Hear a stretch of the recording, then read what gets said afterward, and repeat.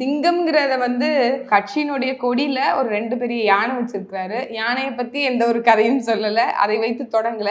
ஆனால் பெரிய விலங்காக நினைத்து சிங்கத்தை ஒரு கதாபாத்திரமாக வைத்து பேசிய சகோதரர் விஜய் அவர்களுக்கு யானைத்தான் பெரிய விலங்கு அப்படிங்கிறது நம்ம அவர் கவனிக்க தவறிட்டாலும் கொஞ்சம் ரிலேட்டிவிட்டி இருந்திருக்கும்ல.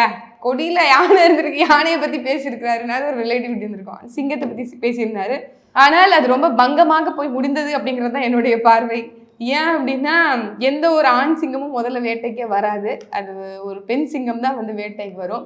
ஆனால் அந்த சிங்கம் கதையை வச்சு யாரை விமர்சிச்சிருக்காரு அப்படின்னா, என்னைய பொறுத்த வரைக்கும் ஒரு பெரிய புலி கூட்டத்தை விமர்சிச்சிருக்காரு. சிங்கத்தை விட வலிமையான ஒரு விலங்குனா அது புலி. அதுவும் வெறும் புலிகள் இல்ல, விடுதலை புலிகள். ஒரு கட்சியில இருக்கவங்களும் சிங்கம் பெருசா, புலி பெருசா, சிறுத்தைகள் பெருசான்னு கேட்டுக்கிட்டே இருந்தா அரசியல் களம் எதை நோக்கி போய்கிட்டு இருக்கு தமிழ்நாட்டுல? அதை நகைச்சுவையாக மாற்றக்கூடாதுங்கிறது தான் நம்மளுடைய விருப்பமும் கூட. நாங்க சரியான செறிவான அரசியல் பாதையில தான் போயிட்டு இருக்கோம்.